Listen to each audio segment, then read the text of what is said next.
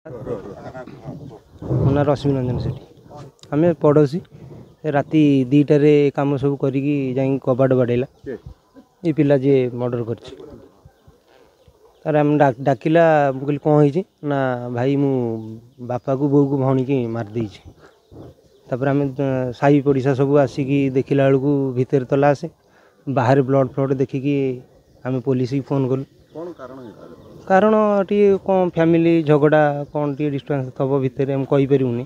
ଆମକୁ ତ ରାତି 2টাରେ ଯାଇକି ଡାକିଲା, ଆମେ ସବୁ ସାହି ପଡ଼ିଶା ଆଇଲା ବେଳକୁ ଦେଖିଲା ବେଳକୁ ପରିସ୍ଥିତି ଏଇଆ, ଆମେ ବାଧ୍ୟ ହୋଇକି ଥାନାକୁ ଫୋନ୍ କଲୁ। ସିଏ ଆମର ଗୋଟେ ହେମଦସ୍ତା ପୁଆ, ଆଉ ଗୋଟେ ମାନେ ପଥର, ଗୋଟେ ବଡ଼ ପଥର, ଏଥିରେ ସବୁ କରି ସେ ପଢ଼ୁଥିଲା, +2 ପଢ଼ୁଥିଲା। ଆଗରୁ କିଛି ନାହିଁ, ଝଗଡ଼ା ହେରିକା ନାହିଁ ଆଗରୁ, ନା ନା ସେମିତି ସବୁ କିଛି ନାହିଁ। ତ ଏମିତି ସିଏ ଘଣ୍ଟାଏ ଖଣ୍ଡେ ବି ଏଠି ବସିଥିଲା। ଆମେ ଯେମିତି ପୋଲିସ ଫୋନ୍ କଲୁ, ସେ ଶୁଣିକି ପୁଣି ଘରକୁ ଆଇଲା, ପ୍ୟାଣ୍ଟ ସାର୍ଟ ପିନ୍ଧିଲା, ତାପରେ ସିଏ ତାର ବାଟେ ବାଟେ ପଳେଇଲା। ଆଉ ରାତି ପ୍ରାୟ 3:30ଟାରେ ଆମର ପ୍ରସନ୍ନ ସେଠି 112କୁ ଫୋନ୍ କରି କହିଲେ ଯେ ତାଙ୍କର ସେ ପାଖର ପଡ଼ିଶା ଯିଏକି ଅଛନ୍ତି ସୂର୍ଯ୍ୟକାନ୍ତ ସେଠି ଓରଫ ବଣ୍ଟି, ସେ ତାଙ୍କର ବାପା ମା ଏବଂ ଭଉଣୀକି ମର୍ଡ଼ର କରିକି ଫେରାର ହେଇକି ପଳେଇଛନ୍ତି। ଆଉ ତାପରେ ଆମେ ସେଇଥିପାଇଁ ଘଟଣାସ୍ଥଳକୁ ଆସିଥିଲୁ, ଦେଖିଲୁ ବି ପ୍ରକୃତରେ ସେମାନେ 3 ଜଣଙ୍କର ମୃତ୍ୟୁ ହେଇଛି, ରକ୍ତ ଜୁଡ଼ୁବୁଡ଼ୁ ଅବସ୍ଥାରେ ଅଛନ୍ତି ଏବଂ ଆମେ ଏଇଠି ଘଟଣାସ୍ଥଳରେ ଅଛୁ, ଜଗିକି ଅଛୁ।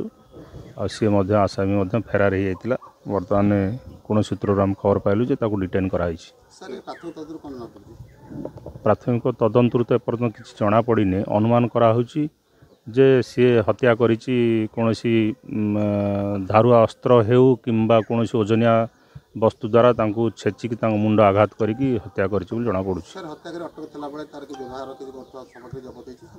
ଜଷ୍ଟ ଆମେ ତ ଏବେ ଖବର ପାଇଲୁ ତାକୁ ଅଟକ ରଖାହେଇଛି କୌଣସି ସ୍ଥାନରେ, ଆଉ ଆମେ ତଦନ୍ତ କରୁଛୁ, ତାଙ୍କୁ ପଚରାଉଚରା ମଧ୍ୟ କରିବୁ। ନାଇଁ ସେମିତି କିଛି ଏବଂ ଆସିନାହିଁ, ପ୍ରାଥମିକ ଇଏରୁ ଆସିନି ସେମିତି କିଛି ଯେ ମାନସିକ ବିକାର ଥିଲା ବୋଲି।